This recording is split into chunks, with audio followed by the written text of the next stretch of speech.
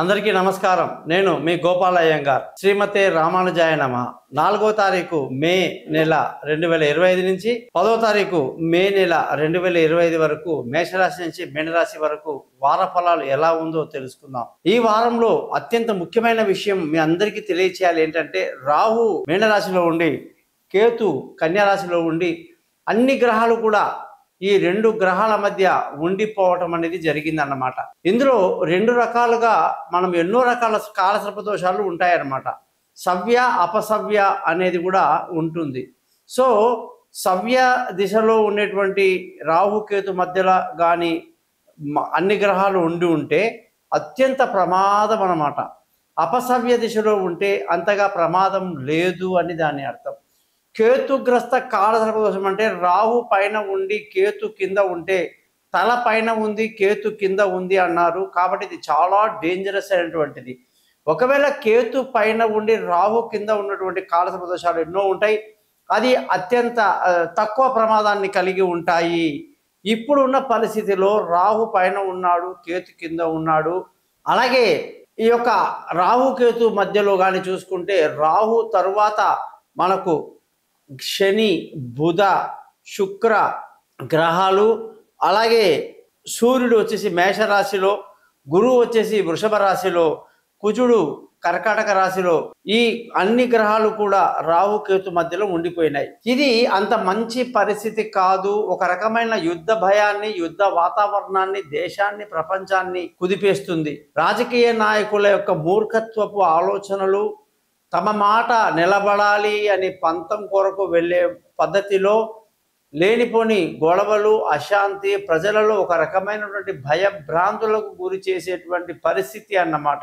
ఇటువంటి పరిస్థితిలో మనకు ఆల్రెడీ రాబోయే రోజుల్లో గురుమూఢము అనేది ఏర్పడుతుంది. ఈ గురుమూఢం వల్ల వివాహాలు జరగవు, అన్ని రకాల శుభకార్యాలు పెండింగ్ అయిపోతాయి. ఈ లోపలే మనకు ఈ సూర్యుడు ఎప్పుడైతే గురువు దగ్గరికి చేరుతాడో వృషభ రాశిలో 15వ తారీఖు మే నాడు ఈ లోపల శుభకార్యాలు చెయ్యాలి. ఆ తర్వాత ముందు పోను శుభకార్యాలు తక్కువ ఉంటాయని అందరికీ తెలిసిందే. ఈ మూడాలు వచ్చినప్పుడే అశుభాలు అన్నమాట. మూఢం అంటే అశుభం. అశుభమైన సమయంలో పెళ్లిళ్ళు, గృహప్రవేశాలు లాంటి శుభకార్యాలు రద్దు. మరి అశుభ సమయం అనేది ఏర్పడ్డప్పుడు అక్కడ సూర్యుడితో గురువు, ఇక్కడ రాహు పైన ఉండి కేతు కింద ఉండి అన్ని గ్రహాలు లోపలికి ఉండే అవకాశము దాదాపు అనేక రోజులు, అంటే చాలా రోజులు ఉండే అవకాశాలు ఉన్నాయి. 2 నెలలు, 3 నెలలు, 4 నెలలు కూడా కావచ్చు. అటువంటి పరిస్థితిలో దేశంలో అశాంతి, అలజడి, గొడవలు, టెన్షన్, ప్రజల్లో భయాందోళనలు కలిగే అవకాశాలు ఉంటాయి. కానీ అత్యంత తీవ్రమైన ప్రమాదాలు మాత్రము ఉండదు. ఎందుకంటే ఒకవేళ గ్రహాలన్నీ కూడా కేతు రాహు మధ్యలో కింది నుంచి పై వరకు ఉండుంటే అది ప్రమాదం. గతంలో అలా జరిగి కరోనా లాంటి మహమ్మారి వచ్చింది, కానీ ఇప్పుడు అవకాశం లేదు. ఈ విధమైనటువంటి పరిస్థితి ఉంది కాబట్టి ప్రతి రాశి వాళ్ళు కూడా పరిహారాలు చేసుకోవడం, మంత్రాలు చదువుకోవటం, తమ పనిని శ్రద్ధగా చేసుకోవటం చాలా మంచిదని తెలియజేస్తూ, జ్యోతిష పరంగా ఎటువంటి సందేహాలను నన్ను కాంటాక్ట్ చేయండి.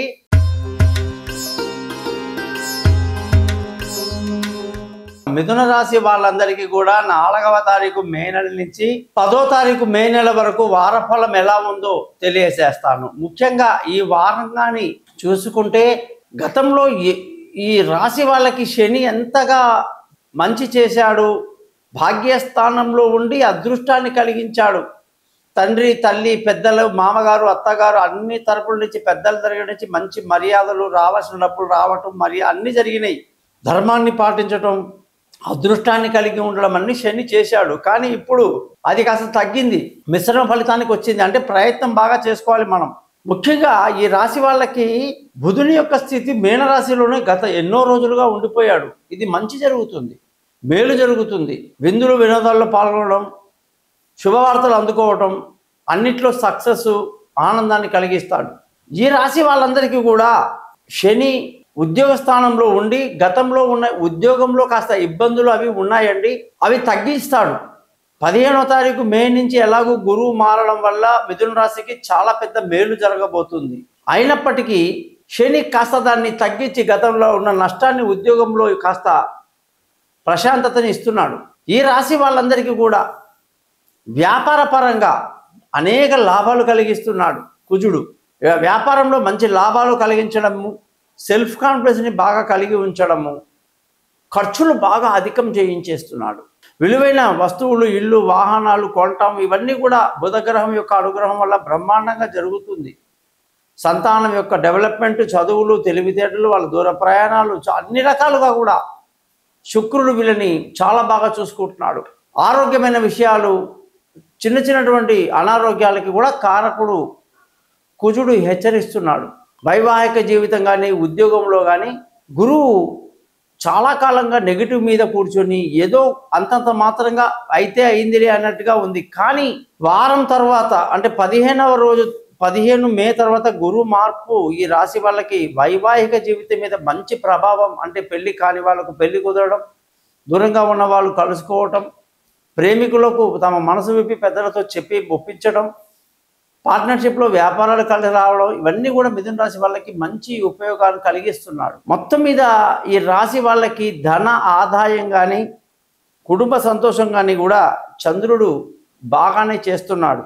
ఈ రాశి వాళ్ళందరూ కూడా ఏలినాటి శని ప్రభావం అంటే ఇది రాహుకేతుల మధ్య కాలసర్ప దోష ప్రభావం అనేది కూడా ధన నష్టానికి, ఆస్తి నష్టానికి, ఉద్యోగంలో ఇబ్బందులకి కూడా ఈ రాహుకేతులు ఈ స్థితిని ఇబ్బంది పెడుతున్నారన్నమాట. ఇందులో ఉన్నటువంటి మృగశిర నక్షత్రం వాళ్ళు సుబ్రహ్మణ్య స్వామిని, ఆరుద్ర నక్షత్రంలో పుట్టిన వాళ్ళు రాహు గ్రహాన్ని, దుర్గా అమ్మవారిని, పునర్వసు నక్షత్రంలో పుట్టిన వాళ్ళు మన యొక్క గురుగ్రహాన్ని, దత్తాత్రేయ స్వామిని రెగ్యులర్గా పూజించుకోవటం వల్ల అన్ని సమస్యలు, ఇబ్బందులు, ఒడిదుడుకులు దూరం అవుతాయి.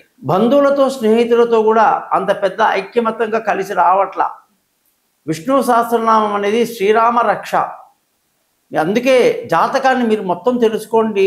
ఎటువంటి సమస్యలను నన్ను కాంటాక్ట్ చేయండి. ఈ ఛానల్ని సబ్స్క్రైబ్ చేయడం మర్చిపోకండి. మీ గోపాలయ్య గారు.